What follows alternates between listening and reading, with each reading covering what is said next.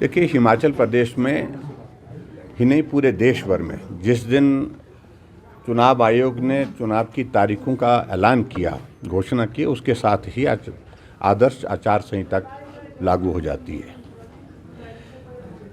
और हिमाचल प्रदेश में हमने इस बात को देखा कि कांग्रेस वही काम कर रही है जो 2022 के चुनाव से, विधानसभा के चुनाव से पहले किया था। उस वक्त भी फॉर्म निकाले गए, 1500 हर महिला को हिमाचल प्रदेश में मिलेंगे। 18 से 60 साल की महिलाओं को फॉर्म भरे गए और फॉर्म भरने के बाद महिलाओं को बड़ी संख्या में गुमराह करने में वो कामयाब हुए। सरकार कांग्रेस पार्टी की बनी और कांग्रेस की सरकार बनने के बाद 1.5 साल का कार्यकाल बीतने के बावजूद भी अभी तक 1500 रुपये मिले नहीं। अब लोकसभा के चुनाव आ गए और लोकसभा के चुनाव से पहले ठीक बजट पास होता है। बजट पास करते वक्त कोई भी मद ऐसी नहीं है जिसमें इस स्कीम के लिए कोई बजट का प्रावधान किया हो। बजट पास होने के बाद अचानक मुख्यमंत्री जी घोषणा करते हैं प्रेस कॉन्फ्रेंस करके कि हिमाचल प्रदेश की सभी महिलाओं को 1500 रुपये अप्रैल के महीने से देना हम शुरू कर देंगे। और उसमें एक फॉर्म बनाया गया जिसमें इंदिरा गांधी जी, पूर्व प्रधानमंत्री, उनका फ़ोटो, मुख्यमंत्री का फ़ोटो, और उस फोटो के साथ फॉर्म भरने की प्रक्रिया शुरू की गई। बीडीओ ऑफिस, तहसील वेलफेयर ऑफिस और उसके साथ पंचायत के प्रधान और लोक मित्र केंद्र, सभी जगह इस प्रकार के फॉर्म जो है वो उपलब्ध हैं। वहाँ से फॉर्म लेकर के भरने की प्रक्रिया शुरू की और बड़ी संख्या में महिलाओं को ला करके गाड़ियों में खड़ा करके उनके फॉर्म भरने की प्रक्रिया शुरू की। अब जब आचार संहिता लग गई है, हमारा कहना है कि अब आचार संहिता के लगने के पश्चात आप ये फॉर्म इस प्रकार से नहीं भर सकते। पहली बात तो बजट में ही प्रावधान नहीं है, और बजट में प्रावधान नहीं है। आपने चुनाव से पहले घोषणा की, ठीक जैसे विधानसभा के चुनाव से पहले घोषणा की, उसी प्रकार से फिर से एक प्रयत्न उस तरह से है। और इस संदर्भ में हमने अब चुनाव आयोग को आज शिकायत दी कि कृपा करके आदेश जारी करें कि ये मॉडल कोड ऑफ कंडक्ट का वायलेशन है। इस प्रकार से महिलाओं को 1500 रुपये देने की जो घोषणा करने के बाद जो है ये फॉर्म भरने की प्रक्रिया, उसको तुरंत प्रभाव से रोका जाए। दूसरी बात, हमने भी जिक्र किया है कि हिमाचल प्रदेश में अभी नेताओं के, कांग्रेस के नेताओं की सरकार उनकी है, तो उनके अभी तक होर्डिंग्स कई जगह लगे हैं। कुछ जगह तो डिप्टी कमिश्नर ने ये कर दिया कि भगवान रामचंद्र जी का होर्डिंग लगा था वो फाड़ दिए, राम मंदिर के होर्डिंग लगे थे वो फाड़ दिए।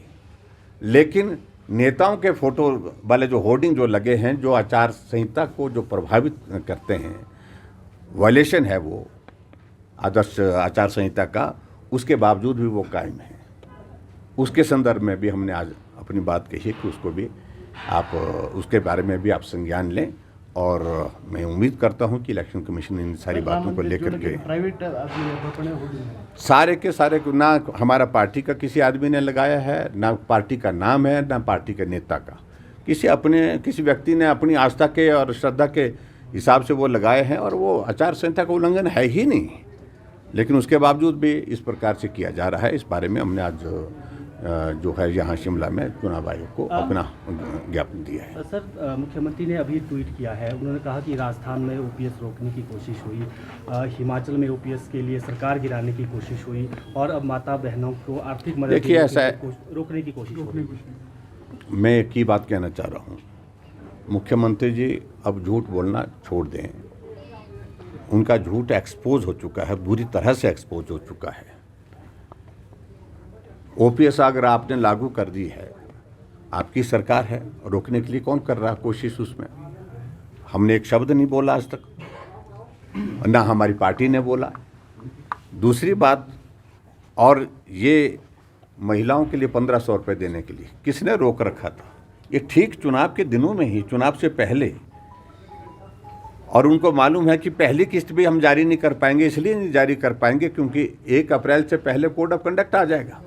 और कोड ऑफ कंडक्ट आ गया, और जब कोड ऑफ कंडक्ट लागू हो चुका है, कितना मजाक बना रहे हैं हमारी माताओं बहनों का, वो मातृशक्ति का है। गुमराह करके पहले झूठ बोल करके विधानसभा के चुनाव में यही किया, अब लोकसभा के चुनाव में भी वही करने की कोशिश कर रहे हैं। हम इसको एक्सपोज कर रहे हैं, हमारी बात सिर्फ इतनी है। Thank you. जी हाँ, अभी ये कंप्लेंट आई है अभी अभी आपके सामने, और जिसमें कि कहा गया है कि जो स्कीम है स्टेट गवर्नमेंट की, इसमें महिलाओं को ये 1500 रुपीज़ की राशि देने का प्रावधान है।